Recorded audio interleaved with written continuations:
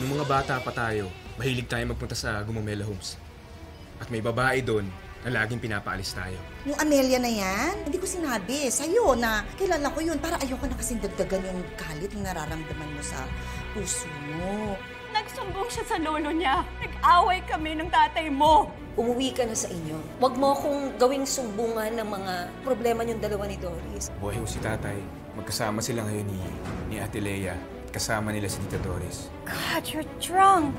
Ano ba? Halika. Halika na sa taas. Han. Please, huwag na tayo mag-away.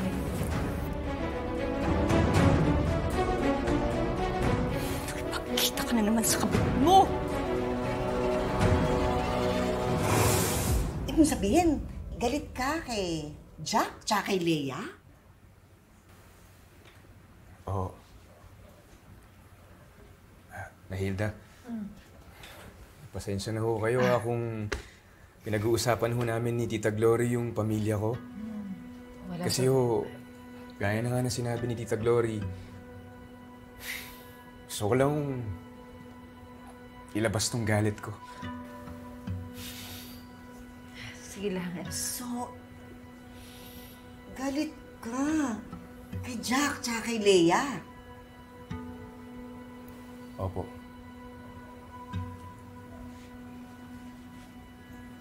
Tita Glory, ayoko sanang malaman ni Olive na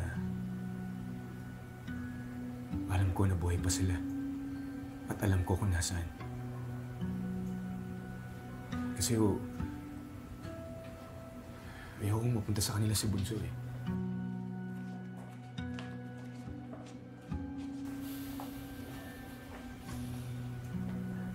Bakit naman? Siguro nakwento na sa inyo ni Olive kung ano yung naging trabaho ko. Yung kaibigan ko kasi inaya ako sa isang racket. Hindi ko alam na bahay pala yun ni Tita Doris. Hindi ko rin alam na yun pala yung panlolooban namin.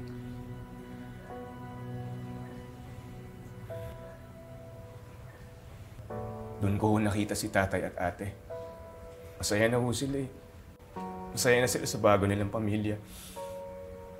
Tapos narinig ko si tatay at ate na mag-move on sila sa buhay nila. Wala silang balak na hanapin ako.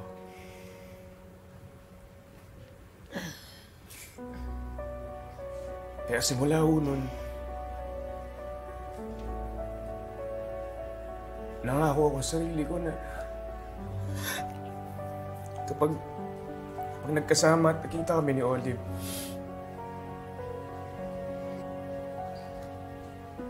mamumuhay ko kami na masaya. Yung kaming dalawa lang. At hindi ko papayag na mapunta siya kina tatay at ate.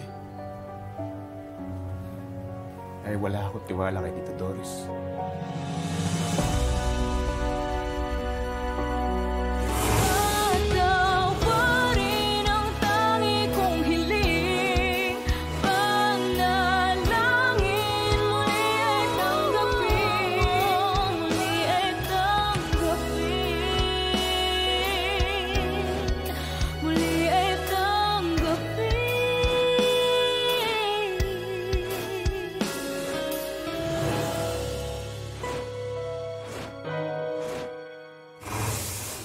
Mag-magic ka na. Nahilda, magaling po siya mag-magic. Promise. Talaga ba? Sige nga, Miro. Sige nga. Alam mo ikaw, Olive, kaya ka nauuto eh. Kasi paniwalang-paniwala ka sa mga ganito eh. Sige na, pagbigyan mo na yung bunso. Sige na po. Sige po, gagawin ko na yung magic. Kunin ko lang yung Ano yan? piso ah. Piso. Okay. Nakikita niyo po ba to? Piso. Nakikita niyo po yan, di ba? Huwag po kayong kukurap. Wala ho, di ba? Wala ho siya. Ano nangyari yun? Nasaan ho siya? Ano nangyari na wala? Wala rin ho dito. Ito, Kamusta kayo? Ito si Miro. Naku! Nag-text nga pala si Mabel. Huwag na daw tayo tumuloy sa Salvasyon. Nakahanap na daw siya ng apartment sa San Benedicto. Ha? Aalis na kayo?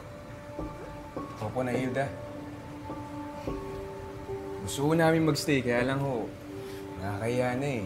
Tsaka ayaw namin makaabala sa inyo.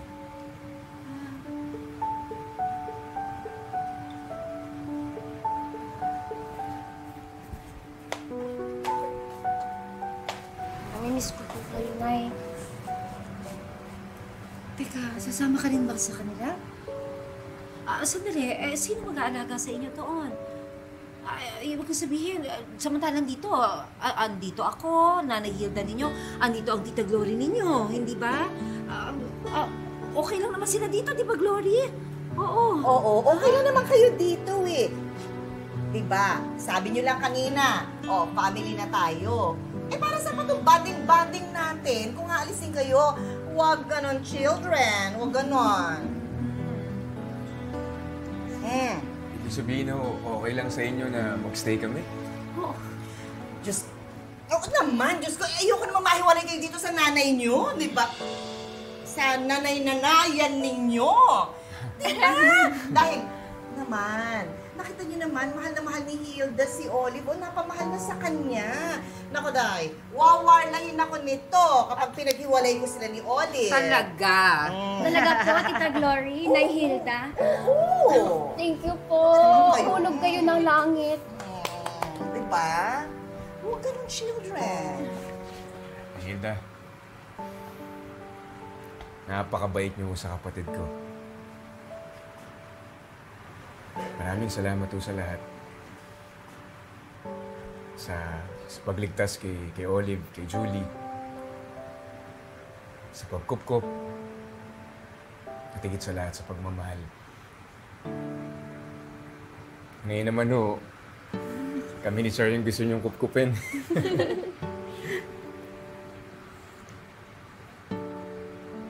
Ang laki po ng utang na loob ko sa inyo.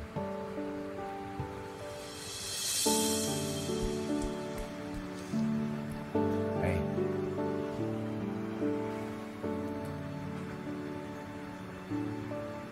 Pwede po ba kayong mayakap?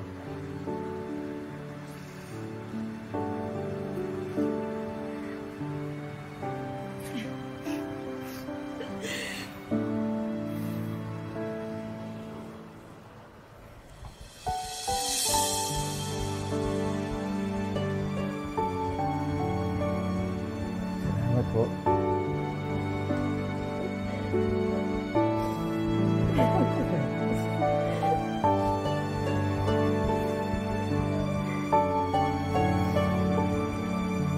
Bigyan kanya ng second chance para maging nanay ulit kanila Miro at Olive. As what kids nowadays say, sana all. Eh, hindi ba? Ang sabi mo sa akin, pinigilan ka ni Warren na sugurin si Doris, di ba? O, kasi nga baka madimanda ka kapag sinaktan mo siya. O, ibig sabihin nun, di ayaw ka mapahamak ng anak mo. Alam mo, konting tiis na lang, konting tiyaga. Raquel, nakakaalis din kayo ni Warren. Ay! Ay, sige, pasok kayo, pasok kayo, pasok kayo. Ay, nako, anak, salamat. Salamat, salamat. Oh, teka muna, ba't napadaan kayo? May lakad kayo? Opo, dito lang po sana kasi gusto ko namin ibigay sa iyo yung bulaklak. Masasalamat po namin kay Kuya Miro. Salamat naman. Salamat! Pahak na ulit. Oh. Sige, maraming salamat. Kayo pala ang mga anak-anakan ni Nanay Hilda. I'm very glad to meet you. I'm Raquel, her first anak-anakan. At doon muna kayo sa garden area. Nay, dalhin mo sila doon. Oo. Papaprepare ko ng food, ha? Sige, salamat. Oo, may mga Salamat. gusto ba kayo? Request? Ano po? Kahit ano? French fries. Oh, sige, French fries. Sige, sige. Yung pinakamasarap na ano dyan, French fries. Salamat, Kuya Miro. Yung mga specialties natin. Ayan, alika kayo, alika kayo. Oo.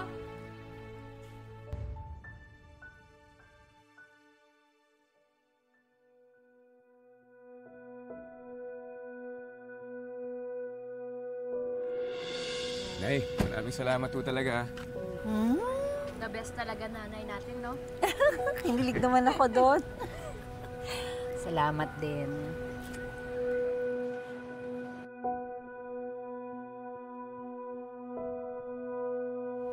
May mga anak si Hilda?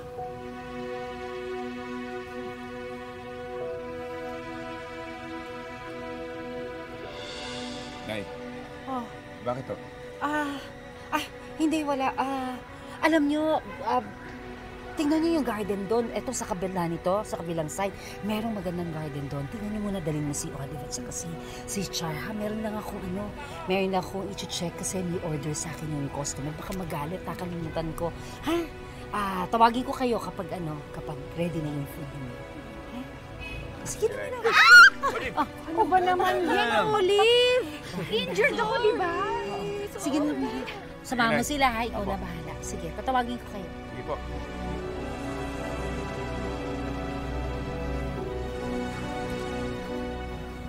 Jack, anong ginagawa mo dito?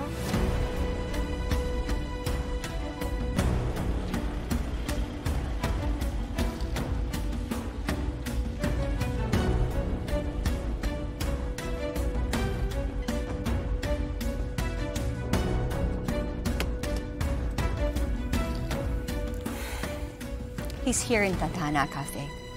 Again. Nandito rin siya kagabi. Oh my God, Doris. Anong balak mo? Ilulugar ko si Hilda sa dapat niyang paglagyan. And how? Kukuhanan ko sila ng video na magkasama. At ako na mismo ang magpapa-viral. Sisirain ko si Hilda.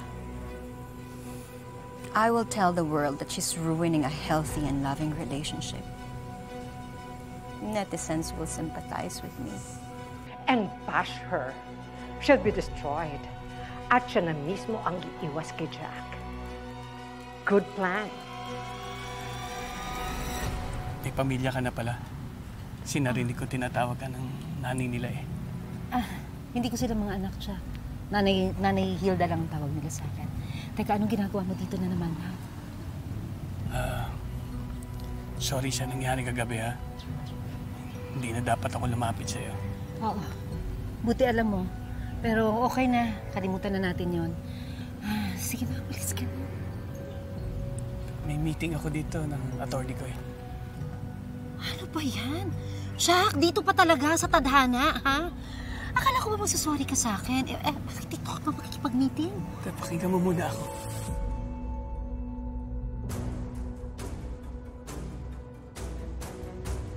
Si tatay.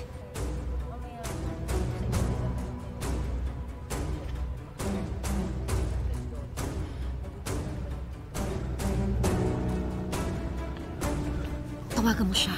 Sa ibang lugar kayo mag-meeting, huwag dito. Mamaya nasundan ka na naman ni Doris. Pagkatapos manggugulo na naman siya dito? Ha? Nandito na raw si Atty. Hernan eh. Jack, Sorry, hindi na ako lalapit sa'yo. Oo nga, pero Jack... Ayan, may tawag na. Hello, attorney. Oo. Nasa ka ba? Nandito na ako kanina pa. Teka, ano ba? May problema ba? Wala. Jack! Kanina ka pa ba? Oo. Si Hilda, manager ng Tadhana Cafe. Atty. Hernan po. Good morning po. Sige, pasok na po kayo. Sige. Salamat.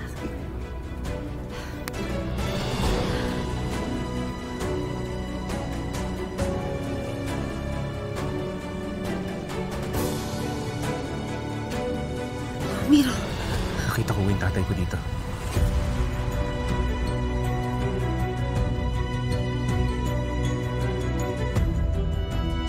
Nakita ko yung tatay ko dito.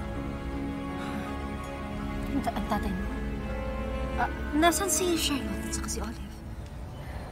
Pinalabas ko na tinago ko si Olive.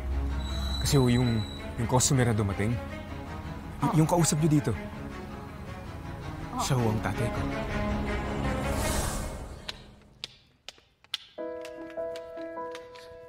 Hala! Ang ganda dito! Tara, kuya ate! Picture! Ano yung bata?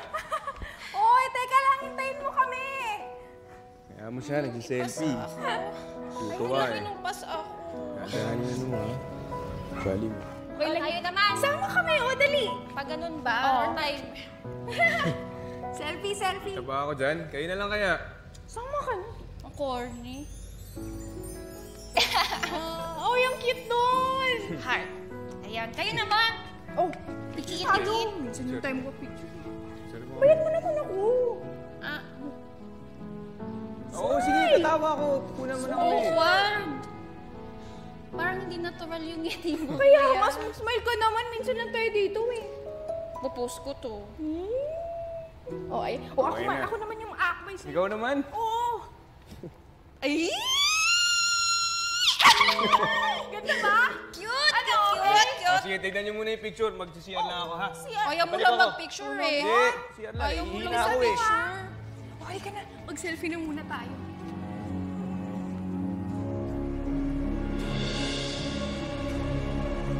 Si tatay.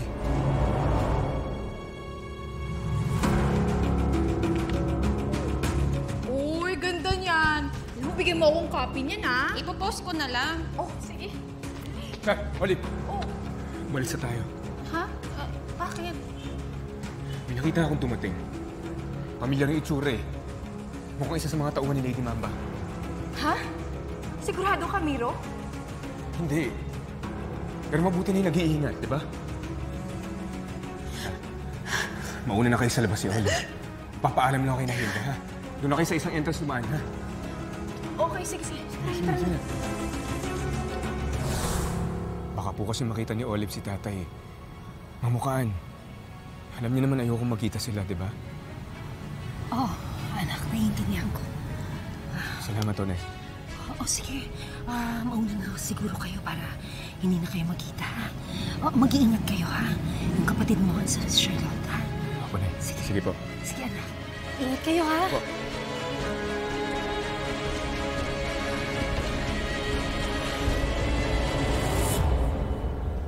Ayun. Why, thank you, Jadaville. Oo, salamat, ha? Buti na lang talaga at nakita ni Miro si Mang Jack. Hindi siya nakita ni Olive. Oo nga, anak. Tama ka. Sa kitchen na lang po muna kayo, Nay. Baka kasi magkita na naman kayo ni Mang Jack. Mahirap na, baka biglang sumulpot si... So, you were expecting na darating ako? Garapalan na talaga ang galawan nyo, no? Hindi na patago? Kapal ng mukha mo, Hilda! Di ba sinabi ko na sa'yo, tantanan mo na si Nanay Hilda? Eh, bakit ko siya tatantanan? Eh, hindi niya makamot-kamot yung kati niya sa asawa ko. Ano? Kagabi lang nandito si Jack? Eh, ngayon nandito na naman siya? Do you deny it? Oo. Nandito si Jack. Gusto mo siya makita? Halika. Magharap tayong tatlo. Halika. Halika. Halika. Halika dito. Tama na! Ano ba? Halika. Ay! Stop! Bakit? Ayaw mong pahiya kay Jack? Nahihiya ka sa sarili mong kagagahan? Kagagahan? No, Hilda. Hindi to kagagahan. Okay. You win again. But not for long. Dahil alam kong may sikreto ka. Narinig ko kayo. Yung konsentidora mong anak-anakan na nag-uusap. Lalo lang magiging komplikado ang lahat kapag nagdemanda pa ako. Saka isa pa, pag nagka-imbestigahan, baka magkalkala ng sikreto. Malaman pa ni Doris ang katotohanan. You know, for some reason, you always get away whenever I'm almost about to catch you. Nakakalusot ka. But not this time. Aalamin ko kung ano ang katotohanang sinasabi mo.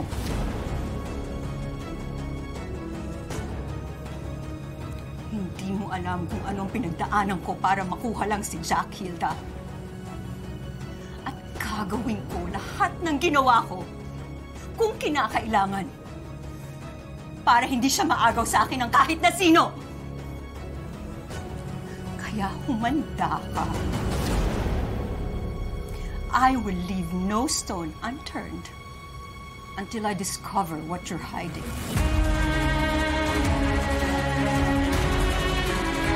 Talagang yung impact ang Doris na yan, ha? Hindi talaga yan titigil hanggat hindi nakakakita ng ibabala niya laban sa'yo. Nako, ito lang, ang danger lang dyan. Baka makakita siya ng ebidensya na ikaw nga si Amelia. Kung ganon, maghahanap din ako ng bala laban sa kanya. Para handa ako. Hindi pwedeng wala akong gagawin, Glory. So ano balak mo? Hindi ko alam. Pero sinabi ni Doris na hindi mo alam kung anong pinagdaanan ko para makuha si Jack. Ibig sabihin, meron siyang ginawa. Naalala mo yung nadiskubre natin sa ospital? Bakit pati dito sa release form, nung nakapirma si Doris pa rin? God! Oo nga, no! Aalamin ko kung anong ginawa ng Doris na yan. May nahanap ka? Wala. I mean, maraming Hilda Cruz sa different social networking sites, pero walang Hilda Dakabet. Grabe. Restock na yata sa Jurassic Age yung babaeng yon at hindi na nakapag-update. Kaya walang alam sa social media. Well, just becomes more obvious na may tinatago talaga ang babaeng yun. Doris, mahihirapan ka talaga. Para siyang isang multo na ayaw magpahanap sa internet. Why don't we shift our focus to that dozy minion of hers, si Raquel Angeles? Brilliant idea. Let me check also. Oh, Miro.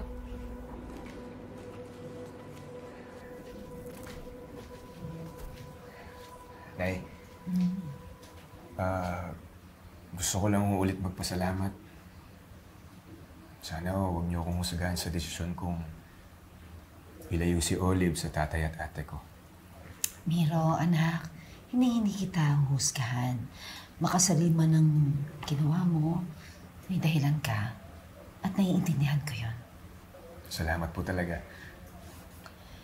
Miro, nabanggit mo na wala kang tiwala sa tita mo? Hindi ko papayag na mapunta siya kila tatay at ate. Dahil wala akong tiwala kay Tita Doris. Oo. Kay Tita Doris po. Bakit wala kang tiwala sa kanya? May iba ko kasi akong pakiramdam sa kanya.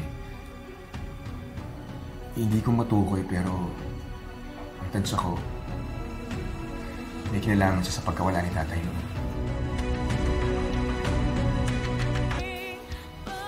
Hindi ko kasi namin nakuha yung bangkay niya sa ospital. At ang sabi, binenta raw sa mga medical students. Bakit mo naman naisip na may kinalaman siya doon? Dahil matagal na siyang may gusto kay tatay. Minsan ho, narinig ko na nag-uusap si nanay at tatay. Hindi nila alam. Nakasilip ako sa kanila. Di ba dati patay na patay sa'yo si Doris? Diba? Alam mo, palaging nga niya akong inaasal dati.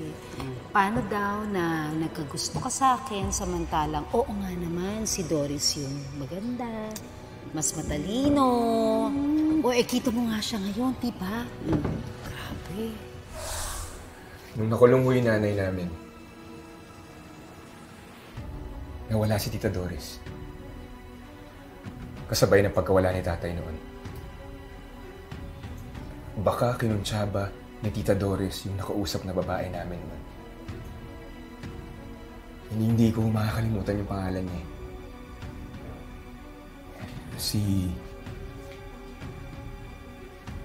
Celestine. Celestine Obligado.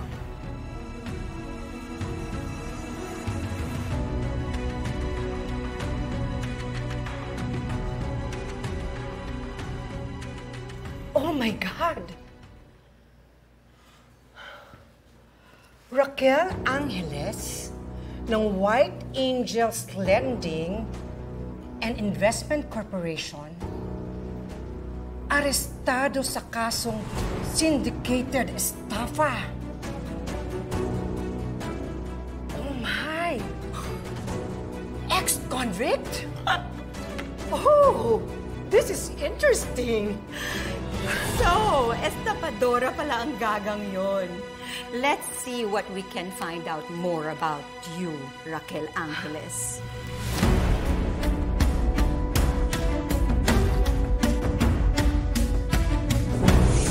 Bakit ba gusto mong makita yung tao nang iwan sa atin? Bakit ba ayaw mong makita ko si Ate Lea? Ano bang alam mo na hindi ko pwede malaman? Iniimbestigahan namin ang nawalang katawan ni Jack Galang 16 years ago. Alam namin ikaw ang nakausap ng mga anak ni Jack Galang noon. I-interviewin ko lang po sana kayo tungkol kay Amelia Galang, Nanay Rustica. Baka hindi mo na siya mahanap, Iha. Bakit naman ho, Nanay Rustica? Iba na ang itsura ni Amelia ngayon.